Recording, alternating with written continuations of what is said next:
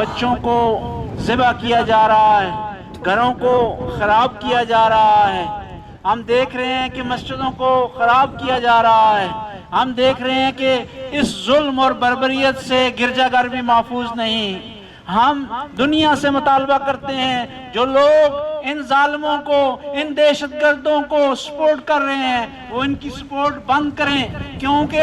اسلام اور ہر دین اور ہر مذہب اور ہر منطق کہتا ہے جو ظالم کی سپورٹ کرتا ہے وہ ظالم کا حامی ہے، وہ ظالم کے ساتھ ظلم میں شریک ہے، جو ظالم کی حمایت کرتا ہے وہ ظالم کا ساتھی ہے، اور جس طرح خود ظالم قابل مذمت ہے اس طرح اس کو سپورٹ کرنے والے لوگ بھی قابل مذمت ہیں، اس طرح اس ظلم پر خاموش رہنے والے لوگ بھی قابل مذمت ہیں۔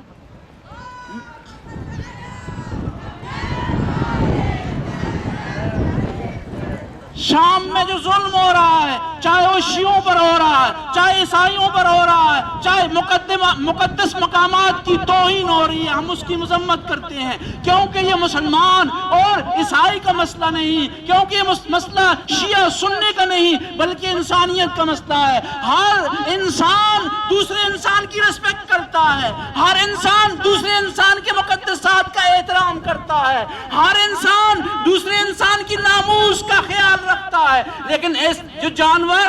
جانور حیوان یہ شام میں ظلم اور بربریت کر رہے ہیں، انسانوں سے ان کا کوئی ناطہ نہیں ہے، انسانوں سے ان کا کوئی رشتہ نہیں ہے، بلکہ وہ حیوان ہیں، بلکہ حیوان سے بھی بدتر ہیں، ان کی شکلیں انسانوں جیسی ہیں لیکن کام حیوانوں جیسے ہیں، وہ بولتے ہیں انسانوں کی طرح لیکن ظلم حیوانوں کی طرح کر رہے ہیں، وہ دکھائی دیتے ہیں انسانوں کی طرح لیکن وہ ظلم میں حیوانوں سے بدتر ہیں، کیونکہ اسلام کسی پر ظلم کرنے کا نہیں کہتا، اسلام کہتا ہے کہ انسان محفوظ ہے، اس کی عزت محفوظ ہے، اس کی ناموس محفوظ ہے، بلکہ اسلام یہ کہتا ہے جس نے ایک انسان کو قتل کیا گویا اس نے پوری انسانی کو قتل کیا، جس نے ایک انسان کو بچایا گویا اس نے پوری انسانیت کو بچایا، جو بچاتا ہے وہ مسلمان ہے، جو بچاتا ہے وہ انسان ہے، لیکن جو ظلم کرتا ہے نہ وہ مسلمان ہے نہ وہ انسان ہے، چاہے اس نے انسانیت کا لبادہ اوڑھا ہو، چاہے اس نے مسلمان ہونے کا وہ اپنا دعویٰ کر رہا ہو لیکن وہ دعوے میں جھوٹا ہے۔ پھر ایک دفعہ دنیا کی خدمت میں ہم عرض کرتے ہیں، دنیا کے سامنے ہم کہتے ہیں اے دنیا والوں جان لو جو ظلم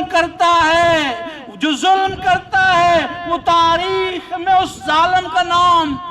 محفوظ رہ جاتا ہے اور تاریخ چلتی رہتی ہے، انسانیت اس کی مذمت کرتی رہتی ہے۔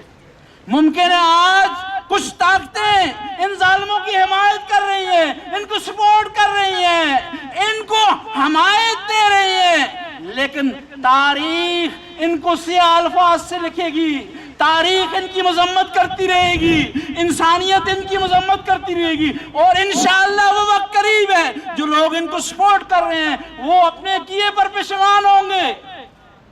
میں دو چیزیں یہاں پر بتانا ضروری سمجھتا ہوں، ایک ان لوگوں کو یہ بتانا ضروری سمجھتا ہوں جو ظالموں کی سپورٹ کر رہے ہیں کہ کل یہی ان ظالموں کی سپورٹ کرنے والے پشیمان ہوں گے، یہی شام جہاں ظالموں کو سپورٹ کی جا رہی ہے تاکہ مسلمانوں کو ذبح کیا جائے، تاکہ انسانوں کو ذبح کیا جائے، تاکہ انسانوں کی ناموس پر ہاتھ اٹھایا جائے، کل یہی پشیمان ہوں گے، یہی شام پھر دوبارہ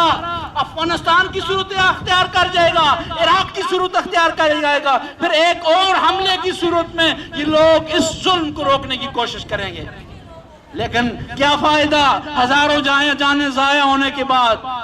کیا فائدہ ہزاروں مسجدیں برباد ہونے کے بعد، کیا فائدہ ہزاروں گرجا گھر برباد ہونے کے بعد۔ اور دوسری بات میں القاعدہ کو بتانا چاہتا ہوں کہ القاعدہ والوں یہ تمہارے لیے ایک جال بچھایا جا رہا ہے،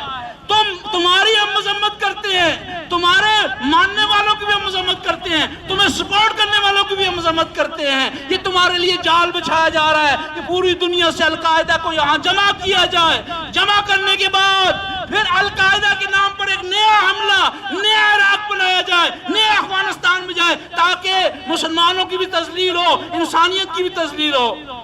اور آخر میں ہم بیوی